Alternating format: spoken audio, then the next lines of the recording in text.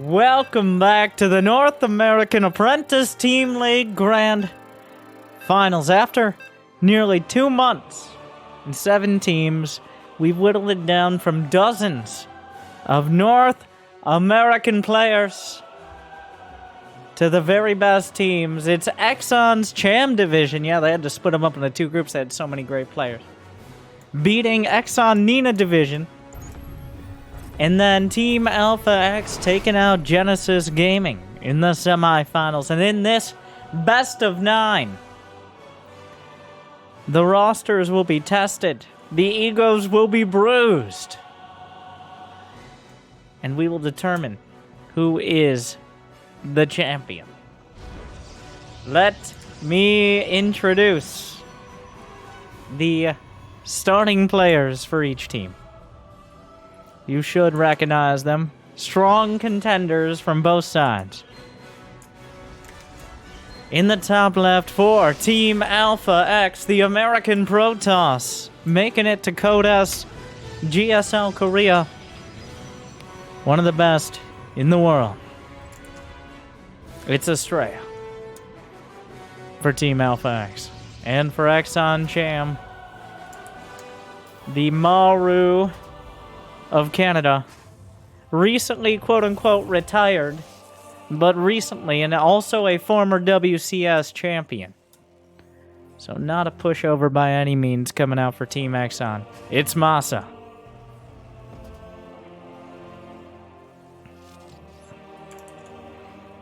Retired, of course, at this level means I'm not practicing super hard, but I can still beat up on lesser nerds. Though, unfortunately for Masa, I would not consider Estrella to be maybe the lesser nerd he'd be easily able to bully here.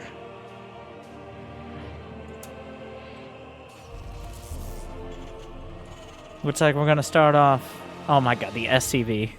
Into the center of the CC. A Marine comes out, and First Blood is drawn. Team eXoN drawing it against the probe. Not expecting a Marine early.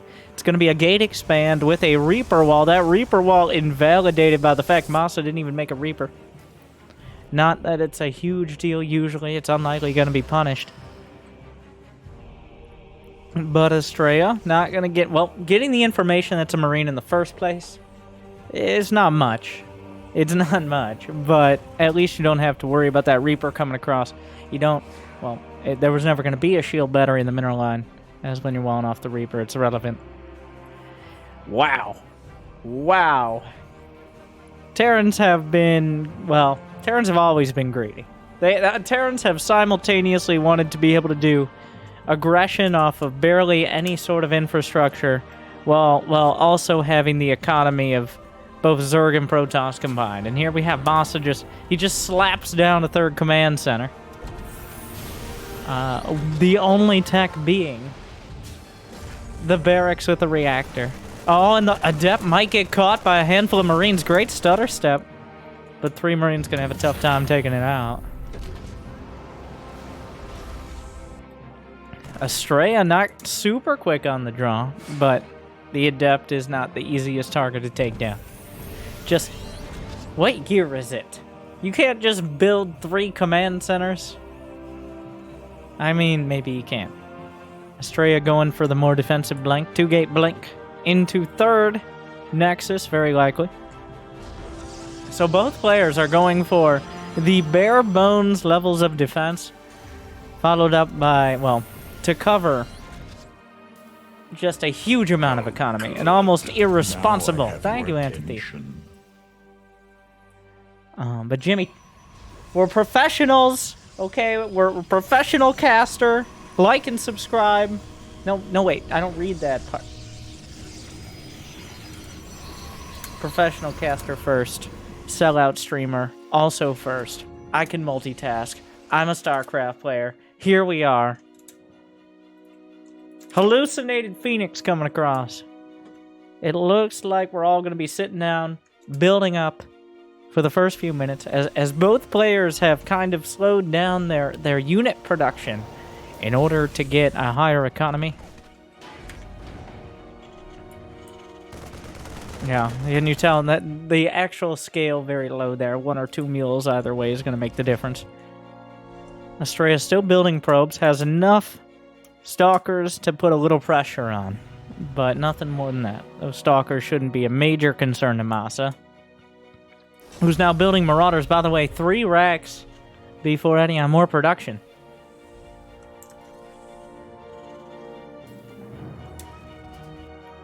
A slow start. Oh, the Adept did end up dying, by the way. I'm not sure exactly if it got caught or it shaded a little too far. The Stalkers are waiting for an opportunity. Come on. Estrella just takes a 4th after seeing the 3rd, which, okay. At some point, we're going to have to fight, but so far it's looking like a bit of a no-rush situation. As... oh, 1 Marine gonna make its way into the 3rd. Will this be the first Terran unit? Big Gabe waltzing in. Stalker warped in. This may be the very... well, actually looking to chase it down. Kiting back is Estrella. Target firing Marines. Doing a good job of it. Don't want to lose any Stalkers in this scenario. Stims all the Marines and Marauders. Doesn't catch a Stalker. A bit ambitious.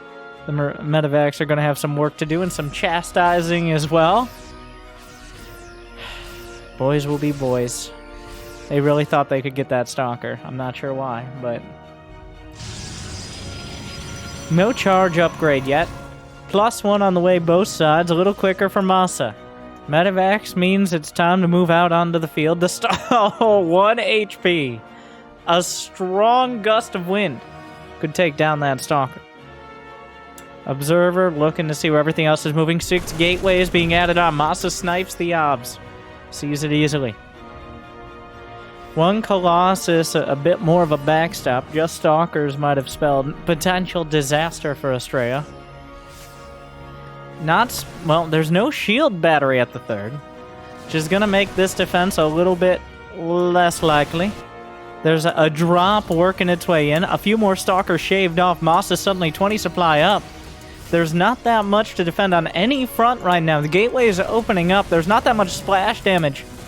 The Marauders trying to get an opportunity. Starting to kill probes. Sharking in from the right. Masa starting to be whittled down here a bit. The medevac actually gets out in the probe count.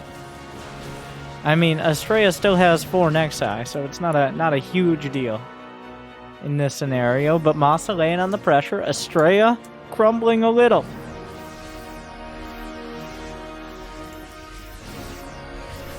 Still doing okay here. Remember, Estrella has 4 bases to fall back to. Losing probes is almost no issue at all. Already at 81.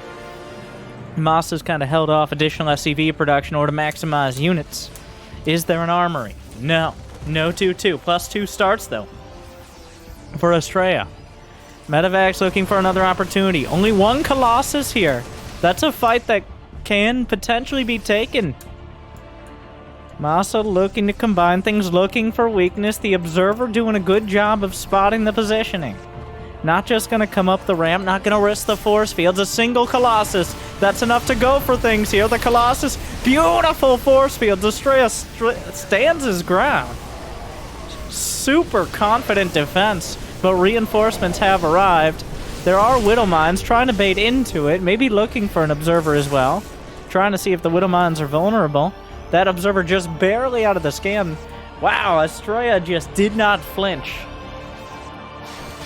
The Widow Mine catches what is potentially the best possible target, which was the Warp Prism. I'm not sure Masa actually saw the Prism itself, though. The Prism badly bruised, but continues on its original flight path. Masa easily could intercept that, but I don't think either player noticed what happened there. This Observer is worth so much right now. It's been keeping Estrella from being outflanked for several minutes now. He scans. Oh, come on. This one was even closer. Oh, no. But the lack of vision... well, like, he didn't notice the Widow Mine hit the Warp Prism, and that means the units rallied across the map are not going to be in position to deal with the charge lots on the other side. Oh, and this is how a lot of Terran attacks start to crumble. Having to come back. The Warp Prism made it all the way by. Charge lots in the 3rd, charge lots in the natural, and charge lots in the main. Massa suddenly losing SCVs. He's down to 64. Estrella can get... The pressure being taken off here means it... Well, on top of the fact that the continued reinforcements are taken out, Estrella now has every opportunity to move out on the map. This is an incredibly uncomfortable scenario for a Terran player. There's no reason Estrella can't just attack now. Going on a 5th base, looking for more upgrades. There's no armory for Massa, no interest in going to 2-2, but Estrella loses a Colossus. Massa just has the units. Where's the storm? Beautiful force fields. But Massa just kind of walks in. The Warp Prism's coming into the main. A single Dark Templar will make things difficult. Massa turns around for it. And despite Estrella taking a fight that he probably can't win, any amount of time just dragging Massa back to his base. And what might have been an opportunity for Massa to capitalize on killing 2 Colossi evaporates immediately. Finally gets... Oh, not seeing that Warp Prism earlier was a big issue. And Estrella has 82 probes. He's not maxed out. He should be maxing out soon. Adding more Stalkers. He doesn't have Storm. He doesn't have any Archons. Massa's army is huge right now. There are Disruptors, and those Danger Balls are going to be a real problem for that much bio. Ooh, finds 4 Marauders to start. Second shot, doesn't really find the mark. Another split. Shaves off a huge amount more bio. The Disruptor is a bit more reliable than the Colossi with this many Vikings on the field. Another Disruptor shot. Clips a few more. The Medivacs are waltzing into the danger zone.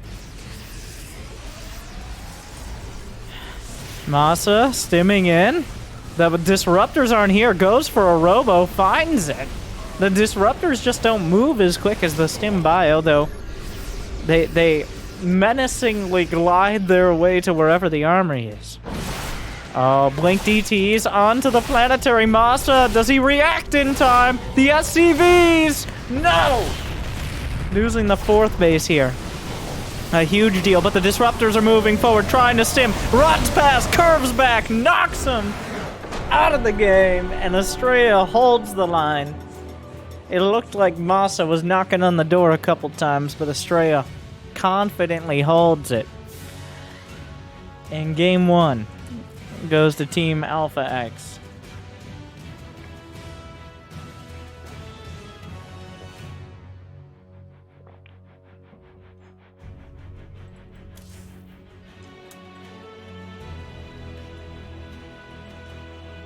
One more prism. One more prism. It hurts extra because the Warp Prism was spotted and hit by the mine. Unfortunately, some things slipped through. If a couple Marines had been inspired to go hunt that thing down, the game maybe looks significantly different. But with that Warp Prism getting a full, multiple sets of warpins, just really undercutting all the momentum. And Estrella, it looked like for a second he didn't have the army. Like going for Colossi, well, gateway units that aren't Archons are not well known for their sturdiness. Alright, they just don't have, well, gateway units in general. But coming in with a few Colossi and a bunch of Stalkers means you're very vulnerable to Marauder Viking. And then, well, eventually the Disruptor shored that up, but Estrella did cover his points of weakness well. But it was a little dicey.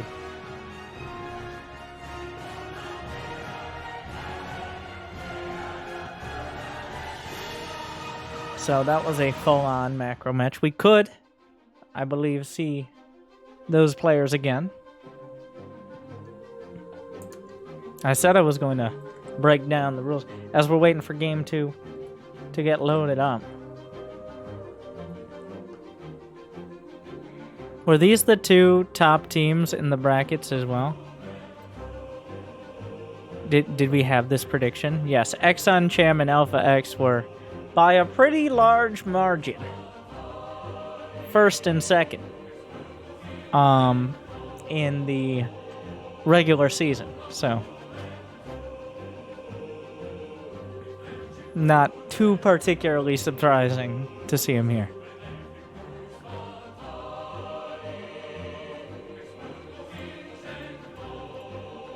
So the way it works is the map is known. Like Game 2 is coming up. Both teams got to put up a player. A neutral party. We have, I believe, Sugar. He's not a neutral party, is he? But as the manager, captain, and moral support of Team AlphaX, the sugar daddy, if you would, of the team. But they both put up a player, and then those players fight it out. But you don't know who is going to be on map 2. Like, you don't know if it's going to be like Future you're playing against or something. Both teams have to pick in the moment. Which sometimes creates mismatches, but it also prevents the ability to kind of counterpick. So that way every match isn't a mismatch here. The drama, the excitement. The next match is Starkiller for Team AlphaX versus Ruichi. Yes, AlphaX is yellow and eXoN is red, based on their team logos, is what I was basing it all on for these, so.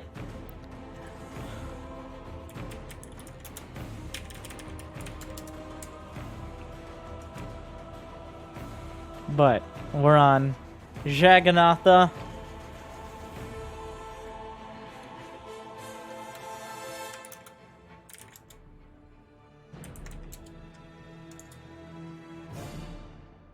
I gotta remind Starkiller.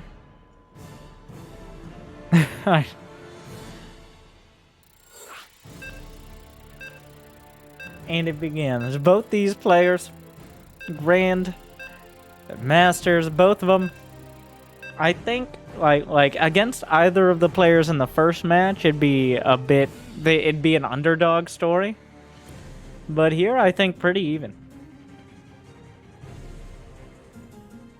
And obviously you don't want to go down 2 matches, so hopefully Ruichi. I've never said that right. I'm just gonna come up is eventually one of them will be right, but I will never say it the same way.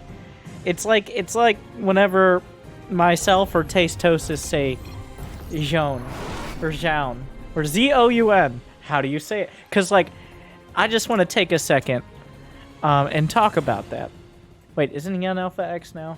Or am I thinking of someone else? Anyways, because at one point, he had the name in English into the Z-O-U-N.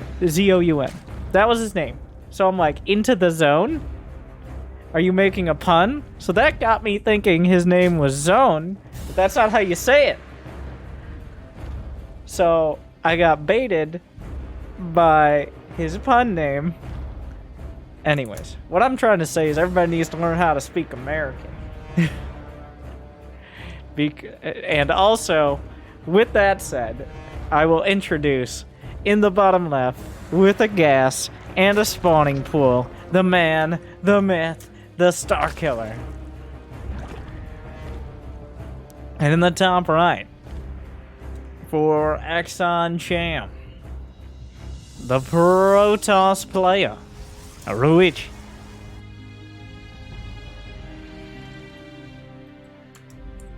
How's he gonna respond? Oh, Starkiller just going to... Well, everyone knows the only places you're allowed to expand as a Zerg in this matchup are your third or their natural. Those are the only 2 options.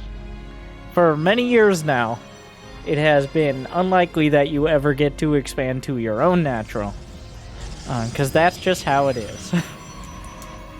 You know, Ruichi doesn't seem to be respecting the fact that there could be Zerglings relatively early on. He is not... I guess he did scout. it wasn't a particular, like, it's not an early pull so much as a pull first, which are different things. An early pull is like before your first overlord, whereas a pull first is just you built a pull at any point before your hatchery. The early pull means like I gotta wall off, we gotta bring probes down, we gotta panic. Whereas pull first is a bit more give and take. It really depends on how Luigi wants to handle it.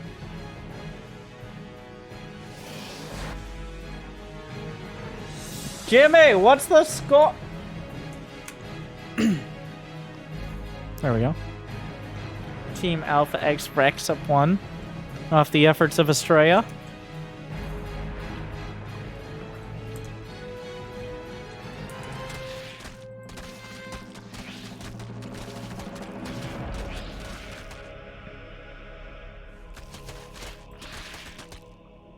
Brenda! Well, how else am I gonna get there? Eventually makes it to the 3rd. Always awkward when you go pull first and can't expand to your natural, but somebody's gotta do it. A shield battery. Do the shade thing. This is... I'm pretty sure the adept dies like this. Ruichi with no regard. Yeah. That seemed a little unnecessary. Could have just shaded back. Maybe even freeing up supply. A very tactical move from Ruichi. That could never result in continued disaster. As Starkiller, not going to test it. Well, there is a shield battery, so... Oh, this is a spicy build here. An Immortal on the way. Oh, did Starkiller notice? He pulled entirely off of gas. Oh. Oh. Well, that means we're only going to be getting minerals from here on out, which means... It may have been envisioned, even though it's kind of hard to tell. Well, here come the charge lots. The question will be like, there's a Roach Warren on the way for Starkiller. A lot of gas is coming in now, 3 gas. He knows something's up. He saw the Robo and he saw a Twilight, so that looks like potentially Adepts. I'm not sure if the Immortals were spotted, but you know it's not Stargate at that point, so you don't have to worry about any of those Void Ray builds. And while Roaches may be the right... Well, he's a little worried about Dark Templar. It's not Dark Templar. I don't think he knows exactly what's coming up. 2 Immortals plus Charge Lots. This requires a full and direct response here. But Starkiller, unfortunately, doesn't really have that information. We'll see if he has enough units. Charge Lot's not that incredible as long as you mix in some Zerglings. You do need a critical mass of the Roach Ravager behind it in order to deal with it. And of course, the Immortals are helpful for dealing with that. Well, hello. Suddenly the charge lots come up. Starkiller pulls back. First round of charges exhausted. The Zerglings, a lot of them used to tank the charges, trying to use the corrosive bows to make things difficult. Loses 1 Ravager. Immortals poking past. Ruichi going deep in the paint right now. Deep onto the creep. 5 drones down. But if Starkiller deals with this, it's pretty much a win. Unfortunately, though, if he loses the economy or just gets smashed by the attack outright, the Immortals just stutter-stepping in, waltzing into Starkiller's base. He's going to lose 1. Another Immortal at the back. Starkiller's now lost 13 drones, though. 1 Immortal still blasting through right now. And the ambiguity of the Twilight Council seems to have been the issue, but the Immortal goes down. Potential new life. Throws up a couple corrosive bows, lands him on the prism, but is it too little? And is it too late? The warp prism trying to warp in again. 1 Ravager not gonna cut it. He needed both. And Starkiller chopped to pieces. It's not gonna be enough. A strong execution to put eXoN Cham back on the board. Starkiller just didn't quite have enough information. Going for things like Spore Crawlers slowed down or minimized the amount of units He knew something was coming, but he didn't know exactly what. Well hidden and well executed. And now the charge lots will overrun the rest. GG. All tied up.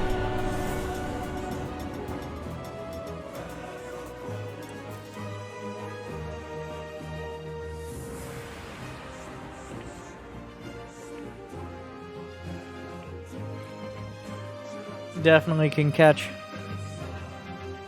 players off guard. I thought that the Overlord, now it's still kind of hard to see it, even if you are looking for it, but pulling off of gas, it's very hard to look at a Twilight Council and a Robo and know exactly what's coming. Like, there's a lot of variety out of that. And Starkiller still had on the table, like, he had Dark Templar as an option. You have to consider these. So, unfortunate. A well-executed timing like that is deadly.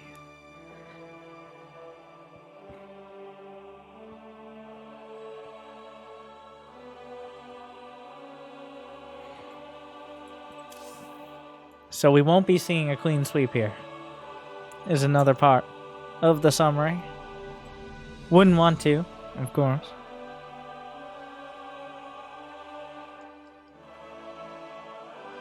The next map is Oxide.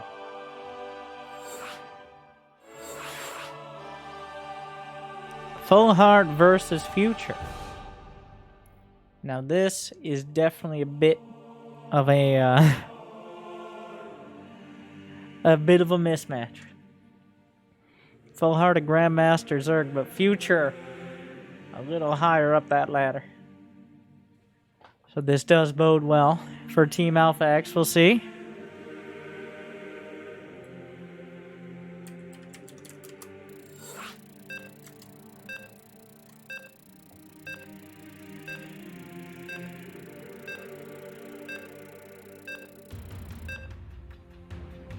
The game begins.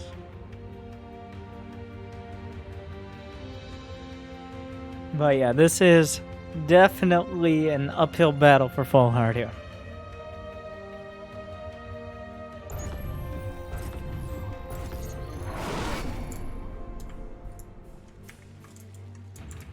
We'll see if he tries it. Like, so in these underdog games, you've kind of got the whole meta.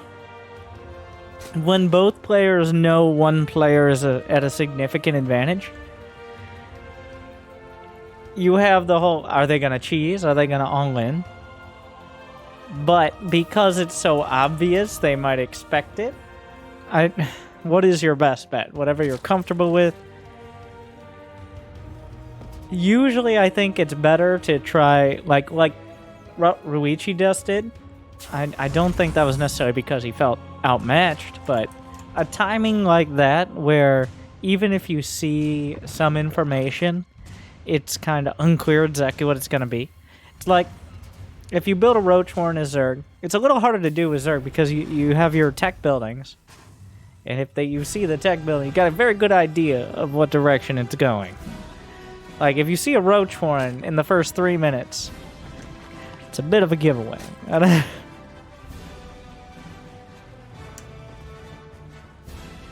Full Heart with a hatch expand. And hatching is natural, to be clear.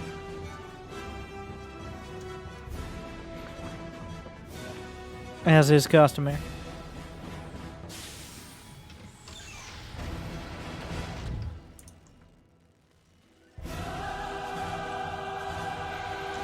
I don't know.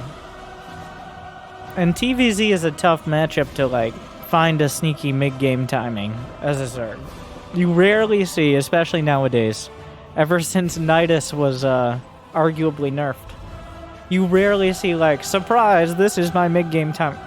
It's either early game pressure, like Roach Zergling or something like that, or I guess maybe like Mutas, but there are not too many options for pulling one over on a Terran in the mid-game. Reaper coming out. Drone. Slips by, may be able to get the third in time. Reaper goes straight for the natural. Doesn't quite spot it. Looking for a little micro opportunity. Drops the nade. Only bounces himself.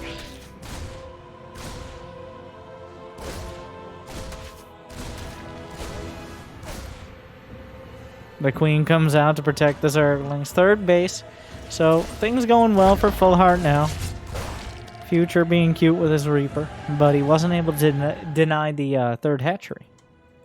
Which is usually deny the third hatchery and or get the first creep tumor. He kills one Zergling, but that's a poor substitute for either of those two things.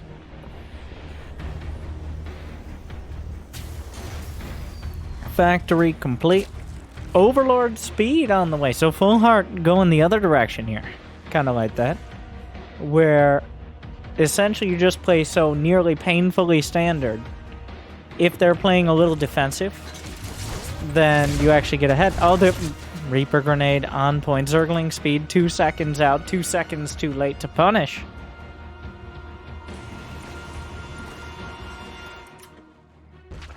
Reaper finds its way around. Does he go for a drone? Being very cute with the Reaper. The Hellions show up, maybe looking for the creep tumor, but actually it looks like just rallying in. Getting a few claw marks on him. Overlord speed is complete, and that'll give away the future. That there's unlikely to be any sort of aggression coming. But at the same time... Uh-oh. Oh, no. Oh, that's not good.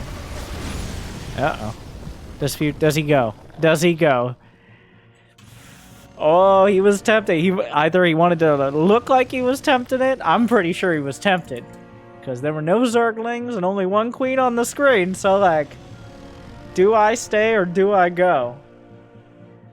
Because if I go, it'll be trouble, but if I stay, twice as much probably, so. But eventually the Zerglings do come out, and that will remove that opportunity that he didn't even know existed.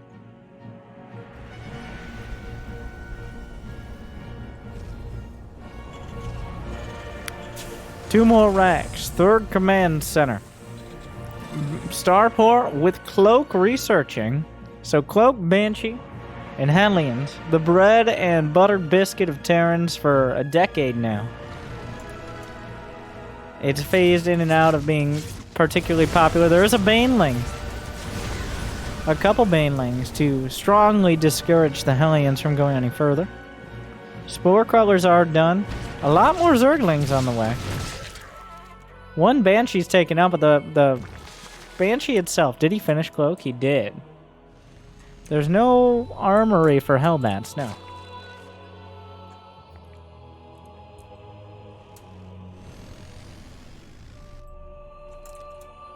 So for now, yeah, one thing Full Heart does not have any of.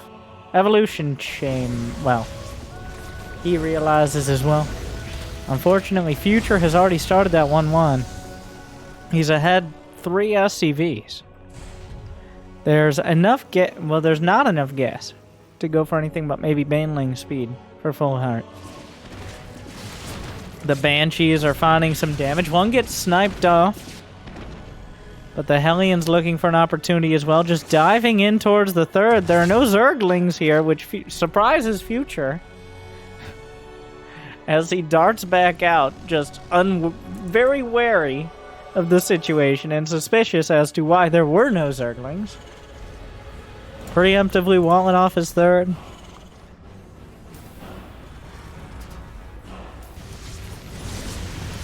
The Banshee's looking for more.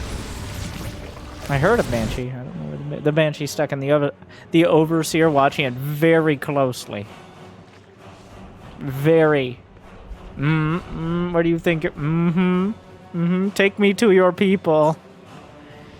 Decides. Well, there's nothing that can actually kill the Banshee right now as part of the issue. Besides, like, nothing's gonna chase it down. Baneling speed on the way. The thing is, here comes Future. He's got double medevac. He's got a couple tanks. He's got combat shield. +1/+1. Stim's already done. Armory finishing up about even on workers. Full Heart gonna have a tough time defending this with any sort of cost efficiency, possibly at all. That fourth base ain't happening. a laudable goal for Full Heart to compete in a essentially cookie-cutter straight-up macro game here, but Future has now jammed himself down in between the natural and the third. Baneling speed is done, and the Banelings are trying to close the distance. Unfortunately, only a handful of Marines bearing the brunt of that. There is no other tech coming in either. 1-1's a long way off. The Banelings are targeted, the Zerglings are gunned down, the creep has receded, and there's no one coming to save him. There's almost no units left.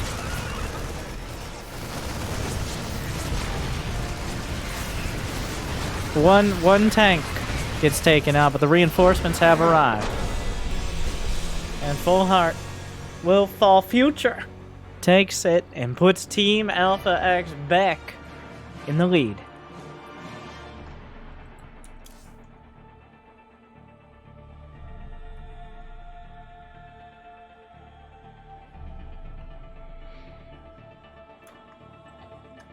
Two to one. Still plenty to go. The teams have some revives as well, where they can bring some players back. The next map will be Pillars of Gold, as we get, thankfully, one last round of looking at some of these maps before we move into the new season map pool.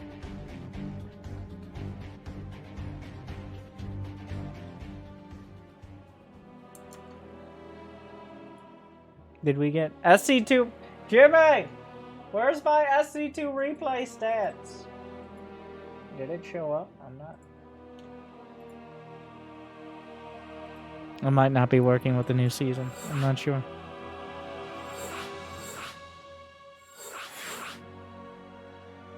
We got Bio Ice. Or not. No, it's like a lobby issue. Bio Ice for Team eXoN up against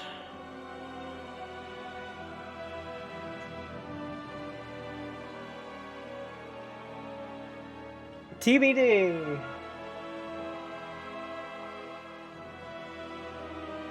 Asuna, the Protoss from Team AlphaX.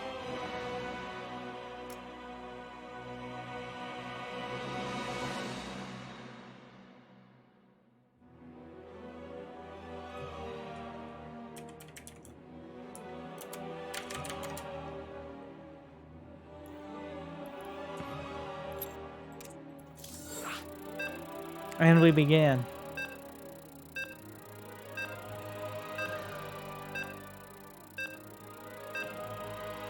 Another PVZ. Hopefully something a little more long-winded than the previous one, though I don't have any particular confidence in that.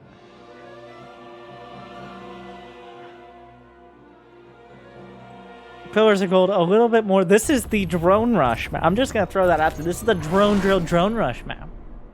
I'm not saying that BioWife is going to do the Drone Rush, which is a set of words.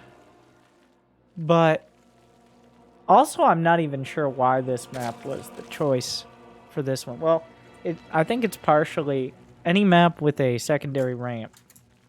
You don't expect it. But let's do some intro. In the bottom left, for eXoN Cham, the Zerg player. That's how you say it, right? BioWife. And in the top right, for Team AlphaX up 2-1 with the Protoss pieces and the Zest portrait. It's Asuna.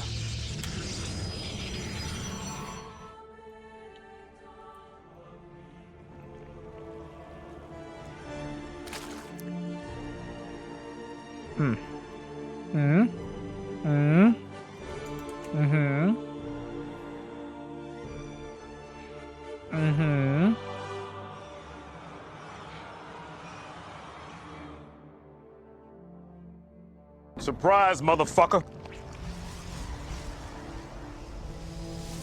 And so it begins. Well, it looks like BioWife is covering both of the natural bases.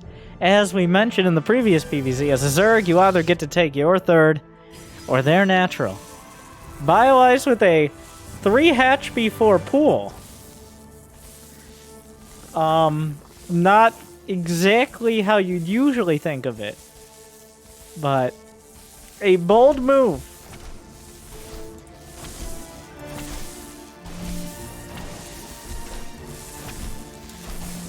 Now, the great summoning ritual of the hatchery looks like it will not be completed, as the Protoss will cut it down. He gets the Evo chamber follow-up. The ritual will continue. Oh, and he gets him with the surround. That's why he moved the probes like that. I didn't think it actually worked, but the full surround. Oh, the revenge. Ladies and gentlemen, we got him.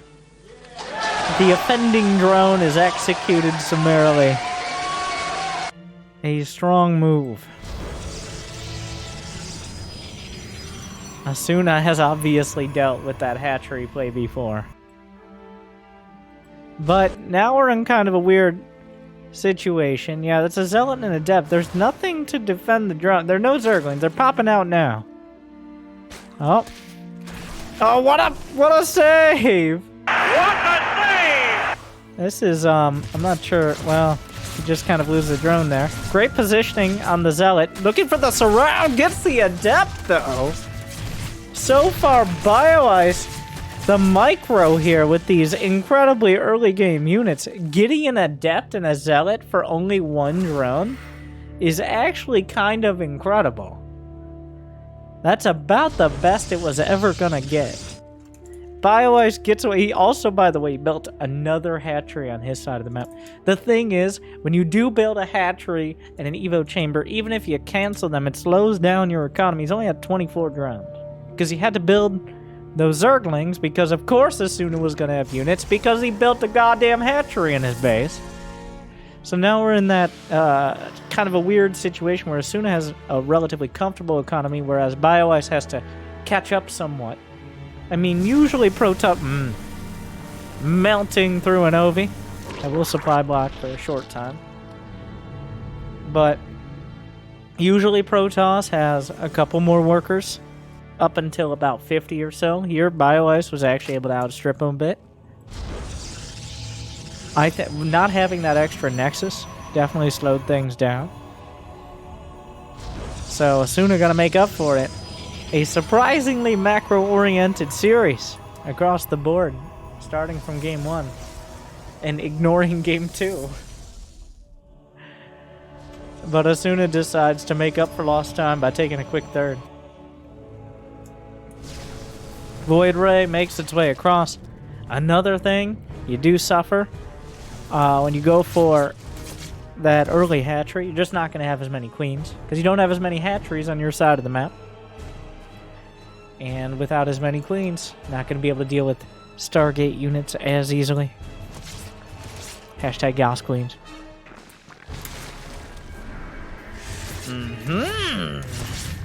Oh, did you know 2 queens out DPS the Stasis Ward creation rate? Well, now you do. Zerglings looking for... The fact is, the third Nexus is so close to finished, it's already defended. Maybe be able to get a couple probes? Nope, nope, nope, that's not a Zergling. That gateway, it's not Wings of Liberty. You don't need to charge up your Void Rays anymore. What a time. More Void Rays on the way. The double star Void Rays. A classic choice. Now almost a staple of Protoss. Void Rays with their somewhat recent discount. Oh, the Sentry Force Fields are good. Gets an Adept. I mean, Sentries with their Tickle Beams don't do a lot of damage. Where did the other Void Rays end up? Oh, over here. The Queens had enough. But a little late.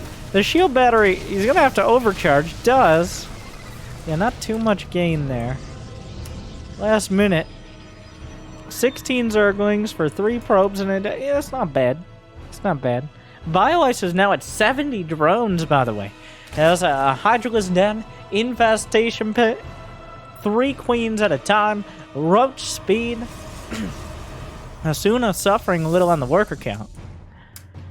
BioIce has taken full advantage of the map control you get when your opponent just kind of slaps down a 3rd Nexus with next to no units but a couple Void Rays. But now it's more than a couple Void Rays. This is a pack. This is a gang of Void Rays over here. I feel like anything that doesn't have a semi-negative connotation is inappropriate for Void Rays. Like, this isn't some sort of... Oh, wow. They just melted that extractor.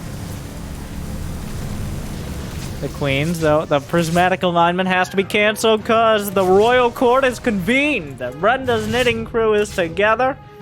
Will we see 15 more drones on the way for BioIce?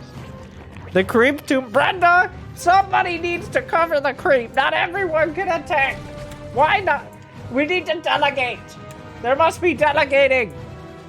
Gates are for Protoss. Shut up, Karen. Shut up. Okay. Where were we? Fleet Beacon, Robo Bay, +1, 3 gates, and a partridge and a pear tree. A little bit of everything coming up for Asuna here, who's only on 3 Nexi, which means not enough gas to really support all the tech shrubbery he is going for. The queens, though, there are now an even dozen. Flux veins! The veins? Well, one thing that queens can't do, much to their dismay, is fly. Void Ray is already quite quick, and only gonna get quicker. Carriers are on the way. The dreaded Sky Toss is on the table. Once again, the only thing Asuna is missing is that 4th, with which he's working towards now. Disruptor Void Ray, the fancy toss. I've coined it now. The fancy toss on AlphaX are out in force today. Estrella going for that really heavy Blink Colossus, just not stooping so low as to build Archons. And here is Asuna skipping Archons and Storm to go for one of the most, I guess, micro-oriented units, even more than Templar, which is Disruptors, which can backfire pretty easily or just be rendered completely useless.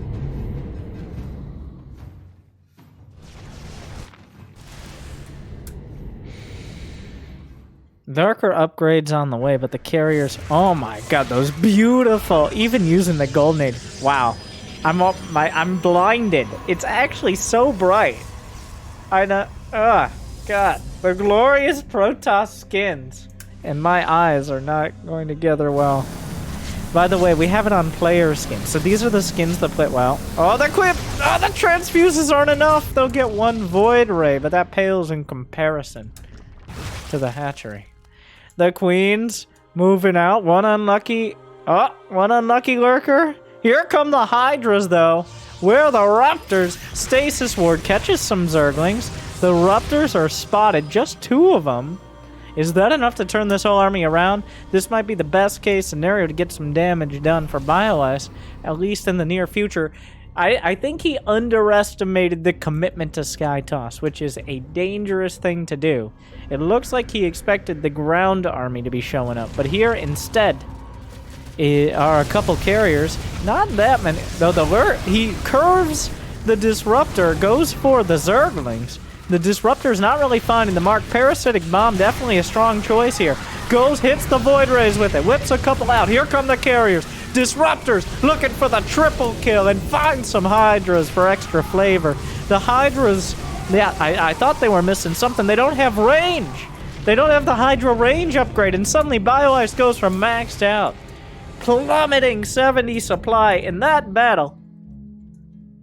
Overall, let's see, 16 Zealots. Resources destroyed. Both more minerals and more gas. 1,900 gas gone for BioIce. Only 425 in mostly extraneous units like an Oracle, a couple sentries for Asuna. So now BioIce, 17 Corruptors on the way, which may very well be enough to turn this bit around.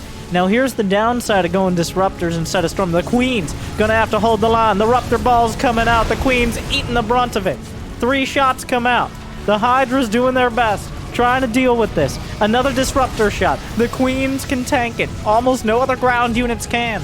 The Corruptors are out and there's no splash damage on the deck. Another disruptor shot eliminates a Queen. A desperate loss. A desperate? What does that even mean? It's very sad, very sad. But Parasitic Bomb's gonna help out a lot with these Void Rays in tech. The Queen's holding the line. The Queen's trying to keep things together. Brenda's Knitting Crew has to sew this defense back up. And it might be enough because the carriers don't have any interceptors. It's time to recall. It was time to recall a while back. Loses all the Void Rays. The Corruptor's not able to pick up any more carriers. Asuna maintains a supply lead. The Queens were sacrificed so that the Zerg may survive. And in fact, the carrier's actually going to be hunted down, and this is why you make High Templar. Asuna demonstrating. Why are the carriers even here? There's no interceptors. They're firing blanks. The Disruptors looking like just very angrily up to the sky, wondering what went wrong. 2 Void Rays show up to cover the carriers. And that is a lot of carriers to 6 carriers. Because of apparently a principled refusal to go for a Templar Archive. Which is probably because he didn't have a Twilight Council. So... yeah. Yeah, that is a kind of an important piece. Like, I sometimes describe Protoss as building a computer, okay? Like, if you don't have all the pieces together, it doesn't really work. Like, nowadays, you might have to get by without a graphics card, which is the High Templar of the computer. But, I know they're expensive, but it's kind of an important part, as we saw there. Corruptors designed to take on massive units. We're talking carriers, we're talking battle cruisers, we're talking your mother, we're talking Tempest, all these important things. They got that bonus damage. So when it's just carriers with nothing on the ground, no Void Rays. Oh, and also massive building. Oh, well. +1/+1 for the Corruptors. 4 Void Rays, a massive danger. They really do burn through those Corruptors. We're actually doing the counters in the Prima strategy guide. Asuna now reluctantly and begrudgingly makes a Templar Archives for some Archons. The thing is, it still feels like BioIce is playing catch-up. As, the struggle earlier on. The first fight just went so badly. Infestors on the way. We're starting to slowly gear up for that supreme late game. Parasitic Bomb. Void Ray is just kind of eating and flying through the carriers as well. Whips out a volley of... well, the Lurkers are actually going to help out a lot against the Archons. Corruptors sliding into the back line of the carriers. The Archons, not much help from there. The Corruptors just get knocked out of the sky, and the Golden Armada obliterated. Walking right into the backbone of the defense. The Lurkers and the Vipers and the Corruptors. That, Asuna. No! No! No! Well, that's how you beat Skytoss. You just magically bait them into the best possible position where the Corruptors are untouched by both Void Rays, Archons, and any other form of splash damage. It's kind of awkward. Those 2 Archons are enough to protect the Void Ray. It's just Void Ray. We're kind of downgrading in tech now. Asuna has tried the most expensive units. And he's now going to work his way down. He's lost his license for those carriers, alright? Once you lose a dozen carriers to Corruptors, they just take away your license. You have to play with charge lots for the next 5 minutes.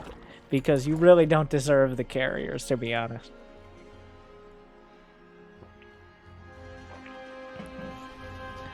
The Corruptor's looking for an opportunity again to melt a Nexus. I think they'll get it. It takes them a few seconds before they reach that max deeps, but...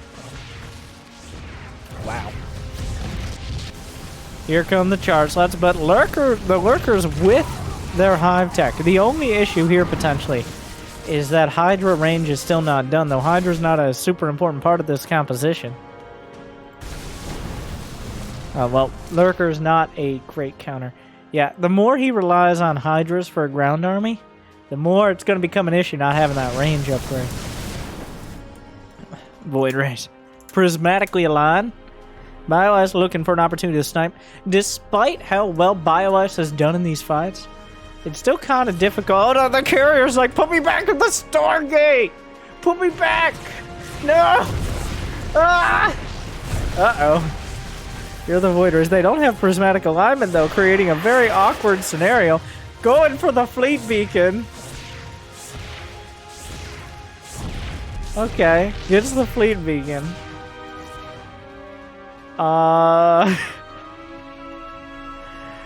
One scouting corruptor. I'm not sure that the Void Rays can actually realistically intercept these units, but it becomes easier if the corruptors just kind of hang out. I'm not... Okay, well, here come the Void Rays. That maybe wasn't the ideal pathing from the corruptors. Losing... He's lost 38 corruptors now. It's a bit messy out here.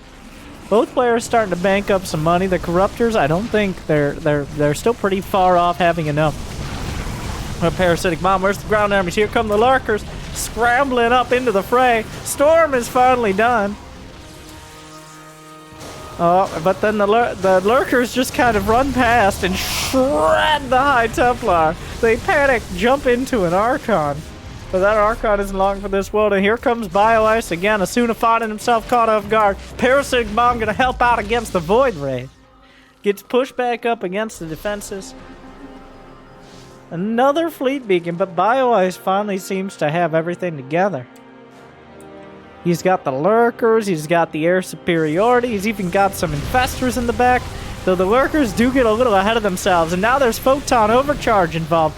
3 observers, and there's no detection for the observers. Beautiful fungal, but BioIce really wants to make sure this game is well remembered and will continue. So he does manage to lose all of his lurkers and his vipers, and essentially the rest of his ground army, leaving him with 0 lurkers, which is not very many lurkers. And also, there's no greater spire, I don't think. Yeah, he has 2 spires, but no greater spire. So suddenly, this ground army from Asuna is deadly. There's no broodlords. He's gonna have hydras without range. The infestors? Never mind. Hydras, here come corruptors to watch. And also potentially distract the stalkers for a bit. The Hydra count is high enough. A couple lurkers on the way. Bit of an awkward fight. Immortal are those banelings? Hello. Archon's very good. Immortal's also very good. Charge lot. There's a spine. I don't know how the charge lots ended up behind the spine crawlers. These fights keep happening. The lurker, one of the lurkers burrows. More hydras popping out. 3/3 air upgrades for the air units that are essentially irrelevant. This base is becoming difficult to hold on to. That's a lot of corruptors. You might look at BioIce's supply and be like, oh, he's doing pretty good. But then you realize you have 21 corrupt, you have 42 supply. Well, this is one use for the corruptors. The Immortals will just... Okay, he's going to try to double kill the Nexi. Meanwhile, the Stalkers are still killing this base. BioIce struggling. 2 Nexi and 1 hatchery down for the count.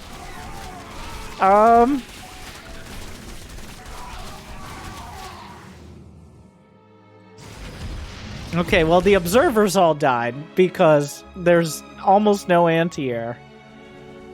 Okay, so the observers all died, which means the 4 lurkers are actually in a great spot. We're back. Disruptors are back. There are 3 Nexi and 2 hatches in the production tab as they keep playing 2 different games of whack-a-mole with each other. The corruptors are now Nexus snipers. The Protoss army will desperately chase them. Blink is technically done. Starting to lose a lot of corruptors here. Goes over the cannons. He's really maximizing the damage done to the corruptors. Somehow manages to maintain several of them. The armies are getting lower and lower tech as time goes on, as those expensive units were just too tough to maintain. Though this is kind of well, actually this Protoss army's looking pretty good. Finds the pretty dramatic hit on the lurkers. Finds another one. Unfortunately, though, the detection was taken out. A couple observers showing up, but BioIce is on the edge of destruction here. It's been a bit back and forth for... There are 4 disruptors being built at a time. Are there adrenal glands? Okay, those Zerglings are 0-1, which is not ideal. Could be better.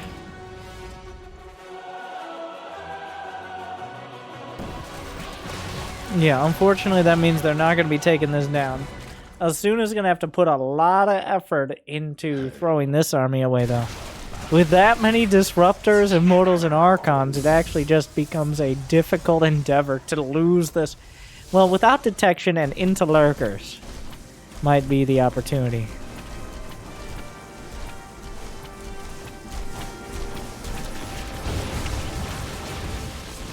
Unfortunately, I don't think 3 Lurkers are going to cut it over here.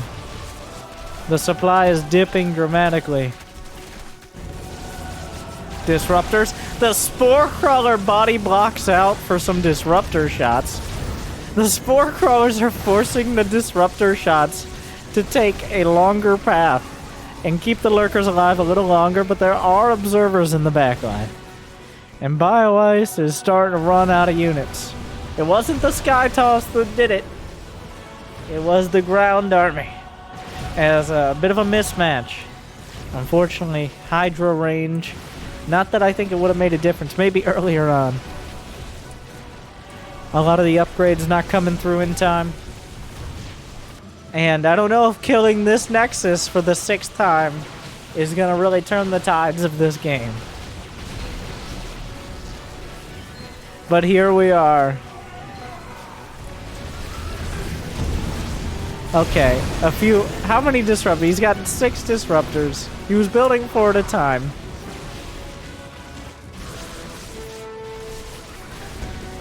One lurker, though.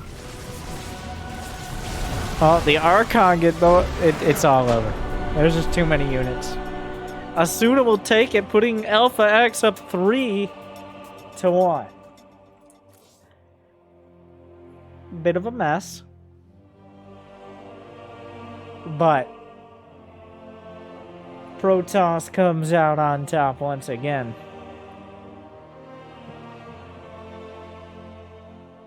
Thusly proof of something. Dr. West the Exultant. Wow. Against Monsignor Darren the Hill. The hero infester that killed 8 zealots. Those fungals. That doesn't sound like an ideal game when your hero was an infester that killed 8 units.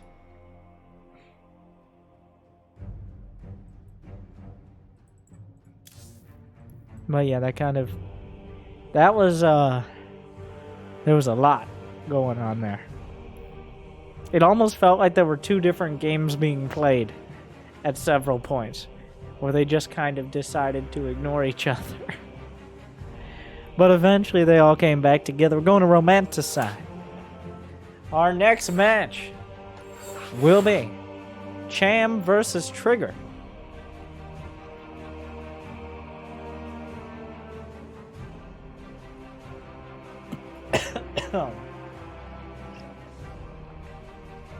The team captain himself.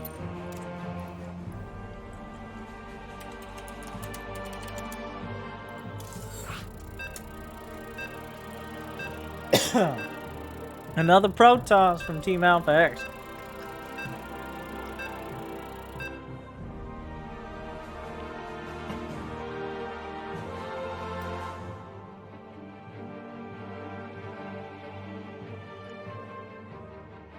Can he maintain the streak? Now, you know, not just in terms of the score, but in terms of morale. Well, also the score. I guess the score is morale. If the team captain loses here to a strong Protoss, but this is definitely Cham favor. There's a reason they named the team after him. Well, partially because Team eXoN had to split up into 2 groups, or decided to, because they got so many great players. But apparently, Team eXoN Cham had the greater players, especially including Cham himself. So here we are. Triggers in the bottom right. With, last time we saw him, I believe it was on this map, he had a very methodical and almost,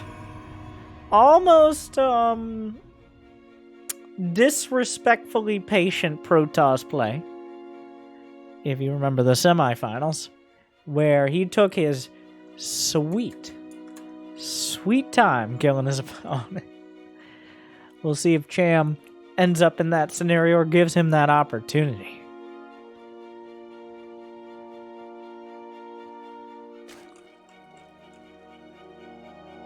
Jimmy! Plug back in the Ethernet cable! Well.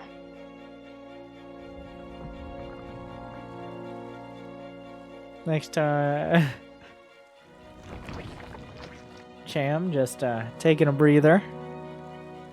That was weird. Nobody saying anything, so we're just gonna pretend it didn't happen.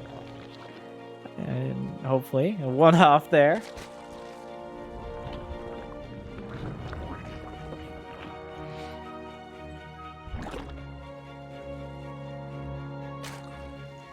The probe micro. I'm always amused by this.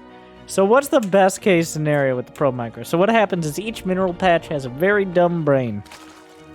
It's like, I'm being mined. I've got my very own drone mining me. So you guys go find a new place. So the AI of the workers is like, oh, this mineral patch is taken. I should go somewhere else. So when you do that little thing with the probe, which Trigger did not pull off perfectly, you can stop it from mining, but you can make the mineral patch tell the drones like, yo, we're taken here. Now, of course, then you'll see the drones that are manually controlled be like, no, actually, that's not his patch. And then they fight over it. The mineral patch loves it the whole time, just having a great time. So excited to get that sort of personal attention. But once you actually grab a set of minerals, you can no longer do that. Because the probe's like, no, I gotta take this to a nexus. And that hatchery, believe it or not a nexus. So, summary is, don't try it at home. It's not worth it.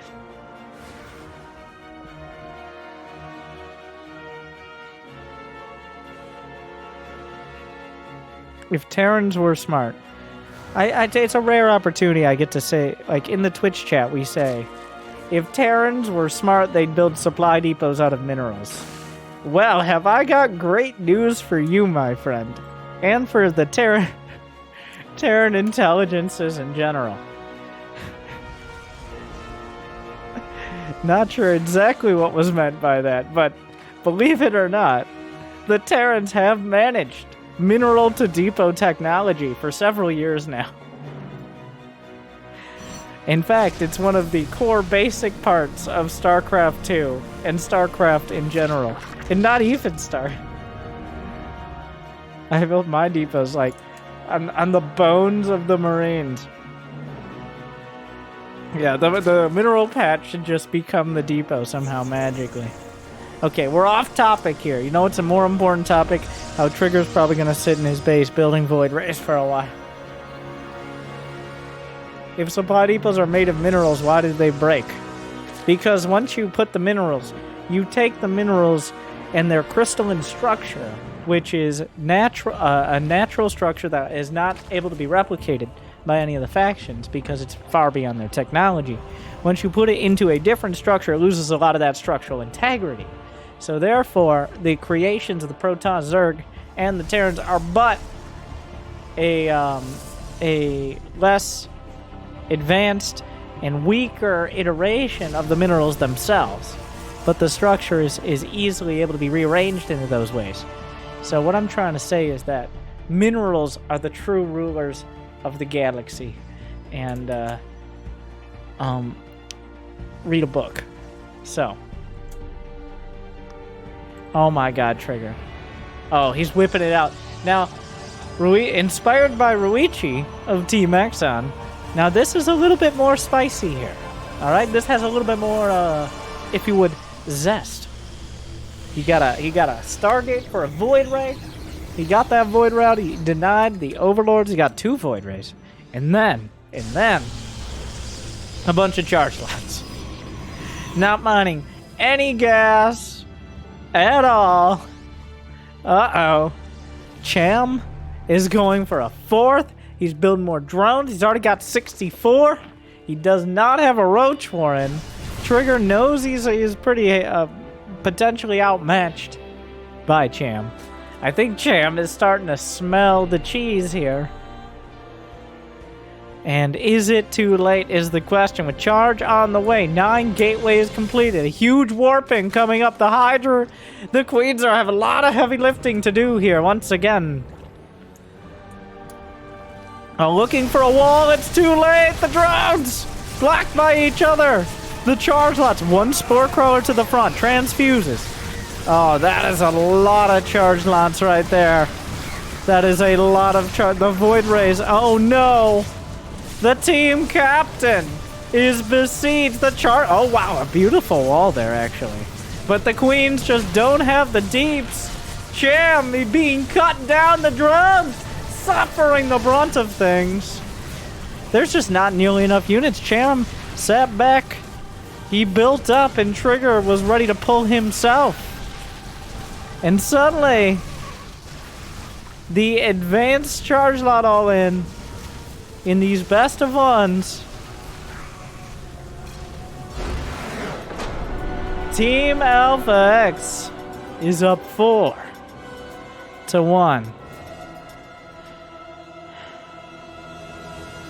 Uh-oh.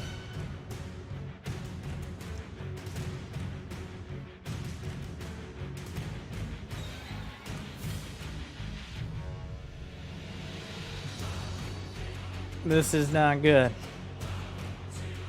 This is, so I think what we're seeing here is ladder syndrome. Where the reason, like right now, Protoss is pretty heavily overrepresented at the top of the ladder, because ladder's best of 1, right? Like, you can pull out any sort of build in a best of 1, and it's the only time you're going to see it. So in team leagues, and historically, which are a series of best of 1s, essentially. Well, surprise!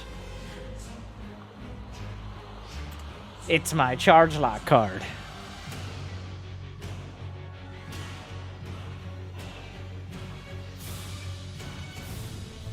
And now with the team captain falling, the prospects for Team eXoN Cham looking quite rough here. I want to thank J6 for 80 months as well. Witness, Waffle K, Antithes, Atwig, Loyalist, Abashi.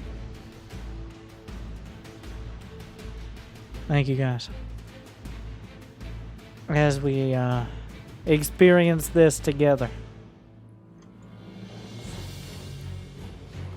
The potentially final match could be... well, we'll see. Everyone's on match point for eXoN Cham.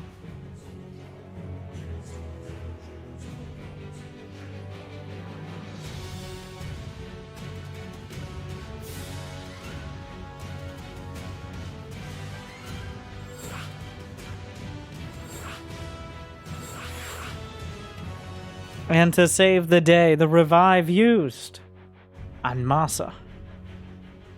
It all falls to him.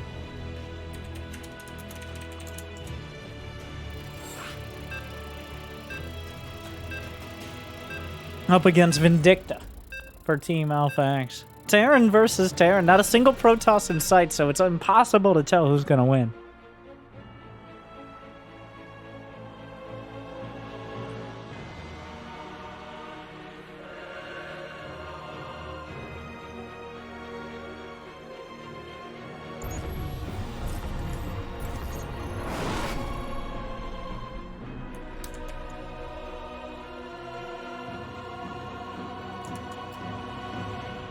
Apparently Masa was on Team AlphaX for the last NA Team League. and Team AlphaX won. So, if Masa's gonna continue his winning streak, well, now's a good time. Vindicta has some other plans. Uh-huh. Uh-huh. Mm-hmm. Yeah. This is, Uh-huh.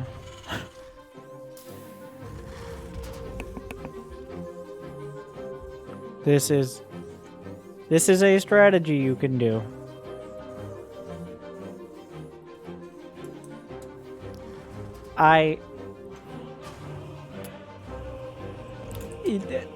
It's a 2 race. Obviously it's a 2 race. He's also looking for a potential 2 race on Masa. It's just right up in there. Masa will have, if he doesn't scout it, at least he has gone 2 gas, which means a quicker factory. But he's gonna have like half a second to 1 second. Since he has no other information, he's gonna have about half a second to react. If those 2 Reapers come in and Masa loses the initiative, if he doesn't have his Reaper or he loses the first Reaper, it's over.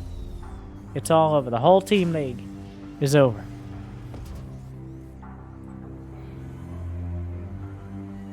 Masa's looking. Oh no. He's not finding. The Reapers are going to try to make their way up to the high ground. This actually might be best case scenario for Masa. Spots the Reapers. He's in position where his SCVs can be pulled, and he can afford to pull a couple. Second Reaper is on the way. Going to try to bait in the attacks. Perfect timing here. Actually looking for an opportunity. Does a lot of damage to kick things off. Snipes the SCV. There's going to be a 3rd Reaper coming up. Sniping the SCV is a pretty huge deal. That bunker was pretty cute. But now, there's a Hellion and 2 Reapers. Masa handling this perfectly. Only losing 1 SCV. Both players have lost 1 SCV. You gotta be real careful, but doesn't lose a single Reaper. And is now gonna have the Hellions, which help out even more.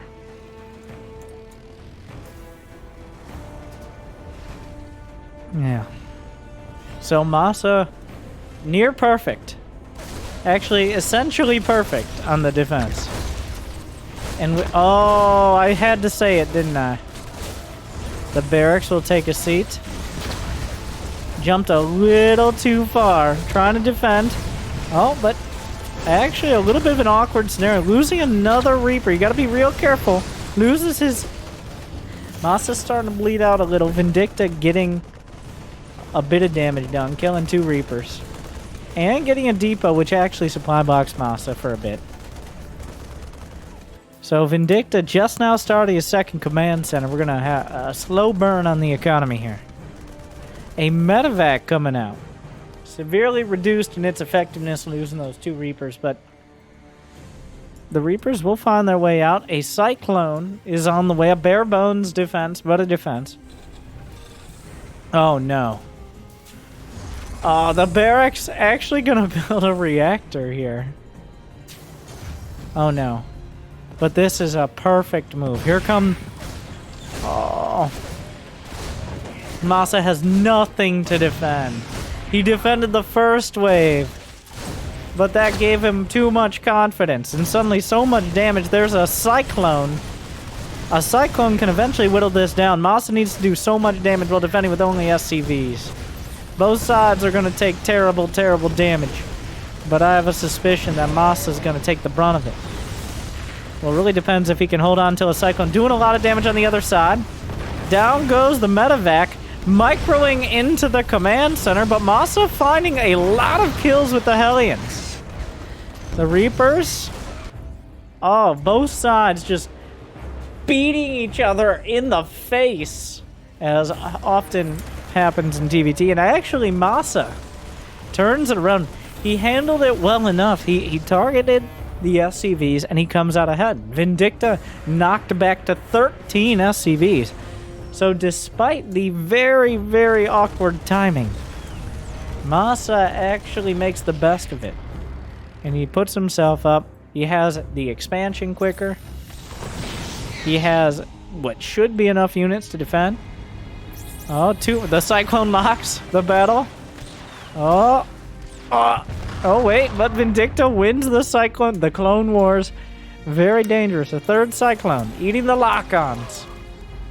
But I mean, you gotta make some moves. Auto turret, potentially. Lock-ons down. Oh, auto turret gets one. What a mess. Meanwhile, Viking in the main. We're not done here. Oh, the Viking does a lot of damage. Wait, who wins this? I'm pretty sure the lock-on... A repair? Repair wins this. So Masa maintains a lead. And it looks like he's gonna hold the line. And that... Still, Vindicta being very dangerous.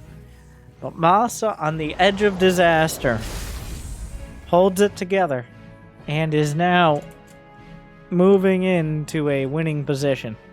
He's got all the units that he needs.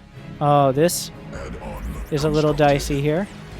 The body block into the juggle. The boosted medevacs gets a lock, a wrong lock from Masa. Vindicta making the best out of every situation. Masa's still far ahead here, but losing 2 Cyclones definitely doesn't help. A third CC is on the way for Vindicta, but the Raven can come in and make things even more awkward.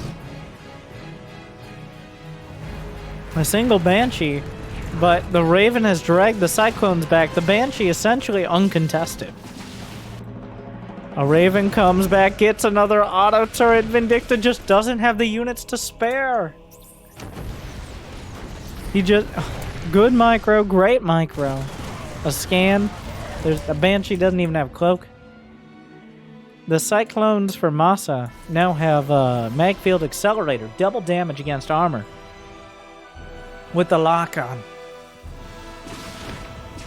Vindicta's just bleeding out now. He's not dead. He's got 3 CCs. But down a lot of workers. Masa just comfortably at 41 SCVs. A scan spots how desperate the economic situation is. A Banshee into the main. Might be taken out. Targeting SCVs. The medevac trying to help. 3 more go down. Masa doubling the SCV count. Gonna go mech behind it. Which actually I think may give an opportunity for Vindicta to get back into it. Because the mech isn't going to really kick in for a bit. Though, okay, that's enough. That was the final straw. And rarely is it straws, but that was definitely straws. Masa keeps Team eXoN Cham alive.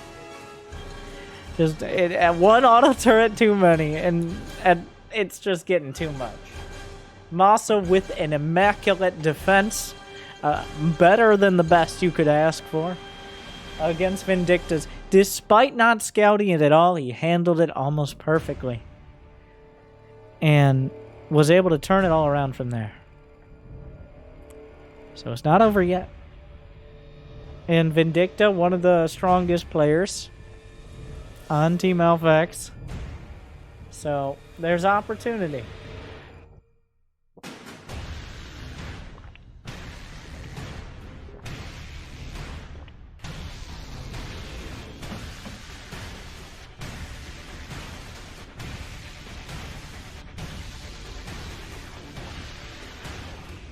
We will see.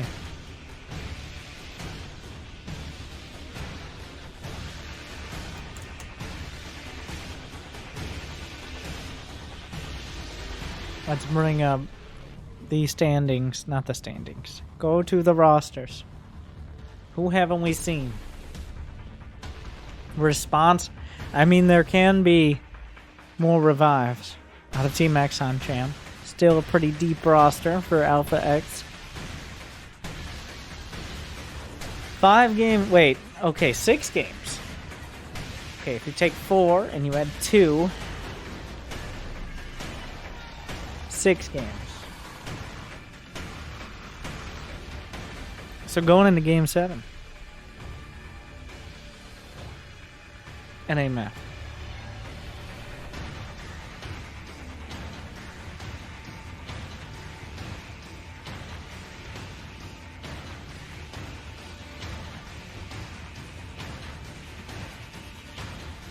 Waiting to see who's coming up next. A suspicious delay.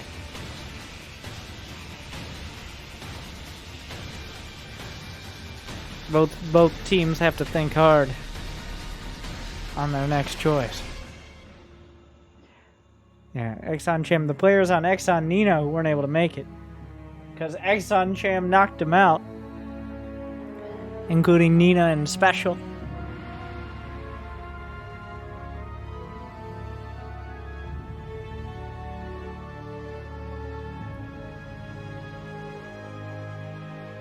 I already stated the players. I declared them. I don't see the lobby. Am I missing it? It appears so.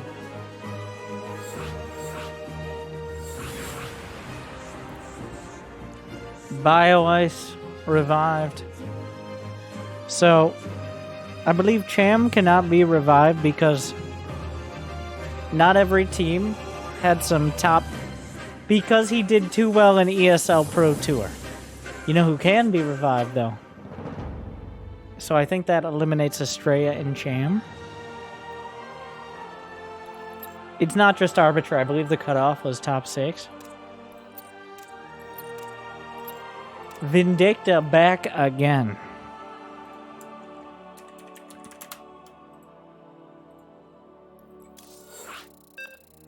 The reprise.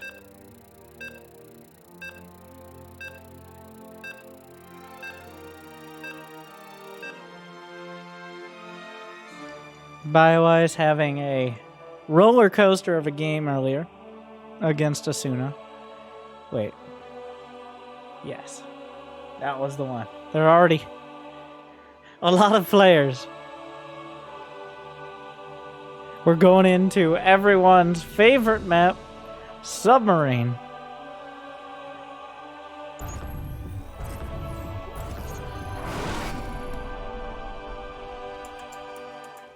Masa keeping eXoN Cham alive. For now. But still match point. Do it again.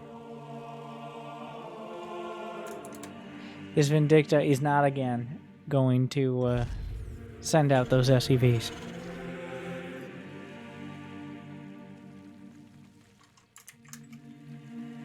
We will see. Now, on this map, building a barracks in your main is essentially like proxying it because of, okay, it's not quite that close on the rush distances, but it's definitely a shorter distance than many others, like your standard map pool. So this is why usually Zerg players not huge fans of being so up close and personal, as they like having a little bit of extra time. BioIce definitely loves his drones. Vindicta loves his aggression. I assume they both know that. So we'll see how it plays out.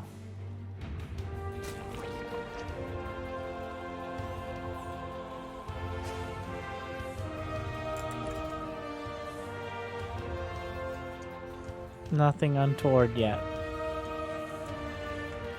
TVZ, definitely the least cheesy matchup.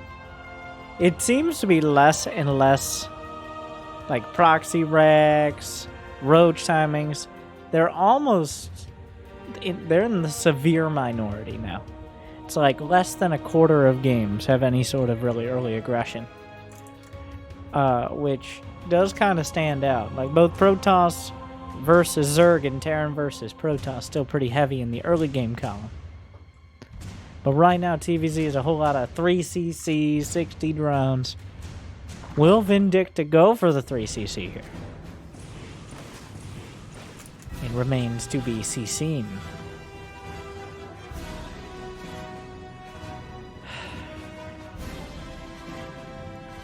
Factory.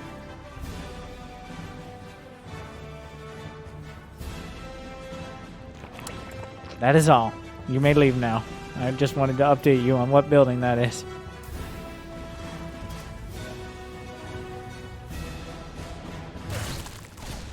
Oh, a drone. Wait, what? That's illegal. A drone died to a Reaper. Another one gets saved. Where are the Zerglings? The Zerglings are coming across the map. Looking to potentially delay the command center of that SCV. Does RNGesus have it in him? Oh, no! Okay, that's worth it. Well, 2 drones died to the Reaper. Wait a second, though. Getting this command center delayed by any significant amount of time is probably worth... I mean, ideally, neither have... Like, you don't lose any drones. But delaying this CC by more than, like, 15 seconds. By more than a... okay, it finishes. But he does lose another SCV, making 2. He makes up the losses. And that is a submarine. Oh, the scouting SCV came back. Okay, okay. A bit of a spicy start.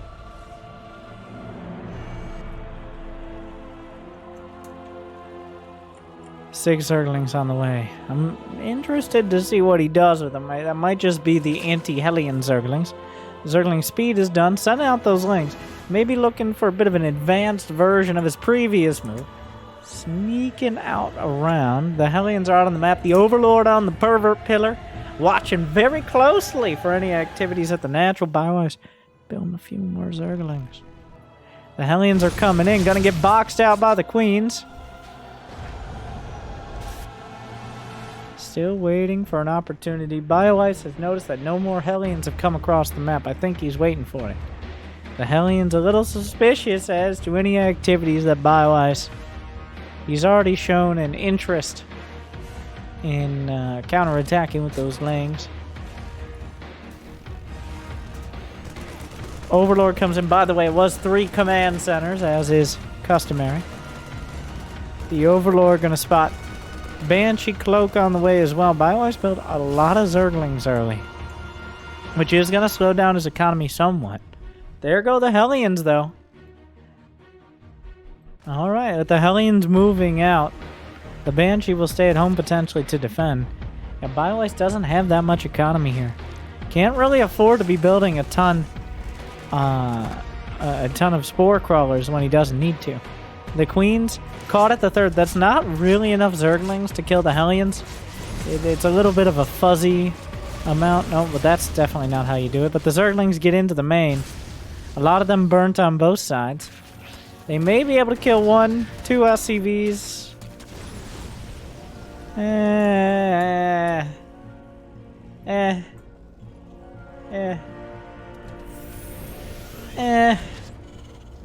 14 Zerglings killed by Vindicta.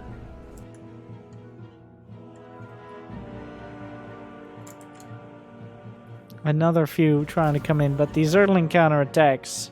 A lot of badly bruised Hellions over here. In need of repair. BioS does not have... He's just now starting his Evo chambers. These Hellions not really in fighting condition.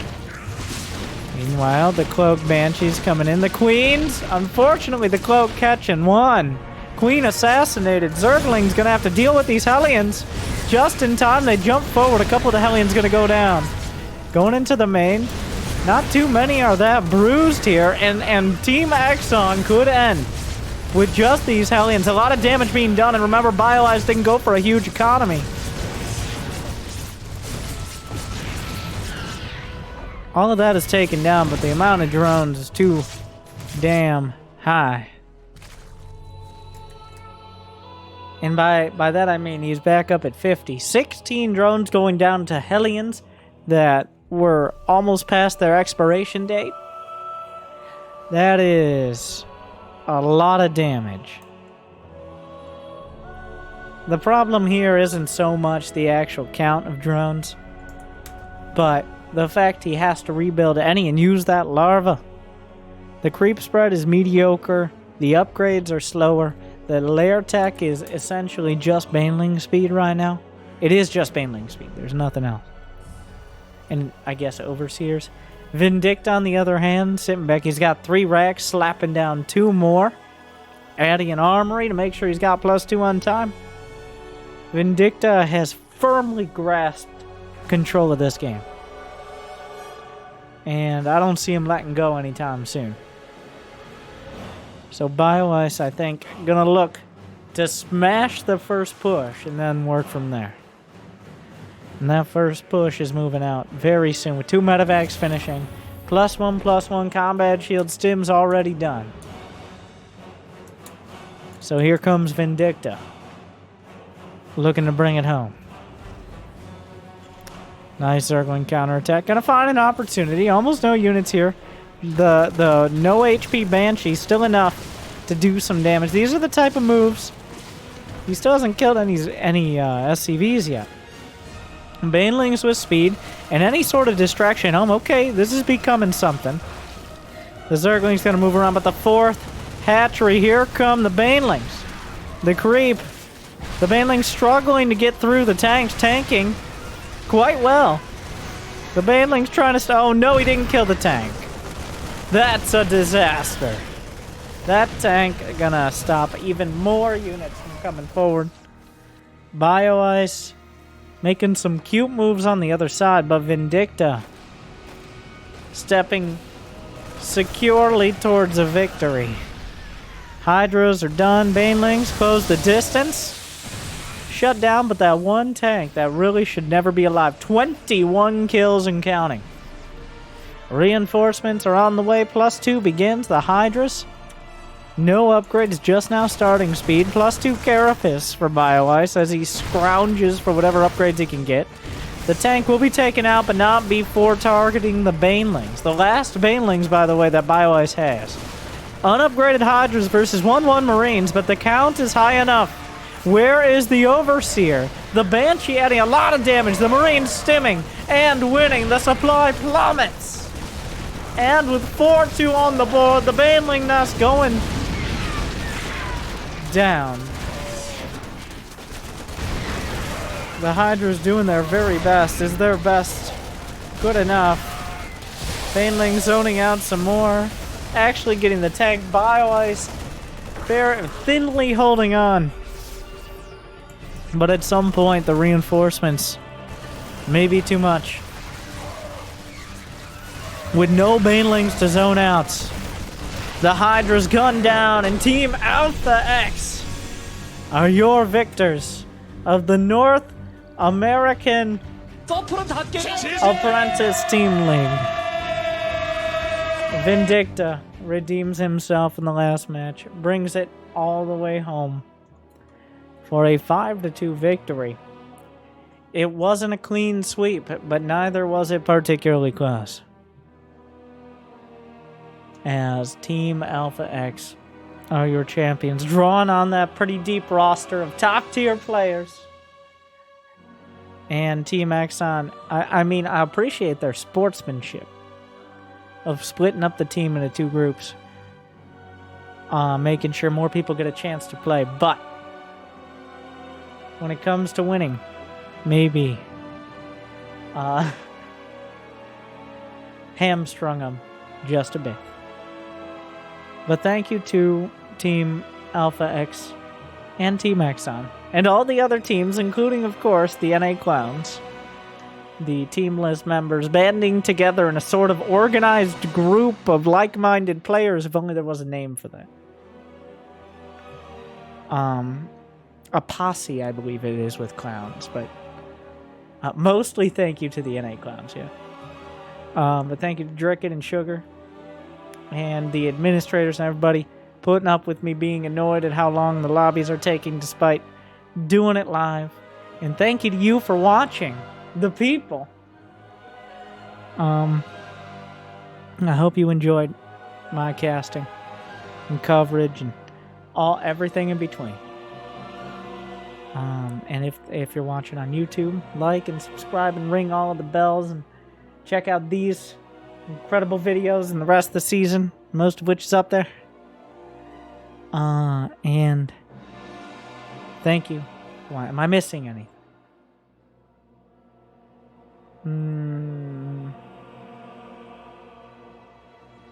You don't see the vids. As you can tell, Twitch chat is enlightened as always.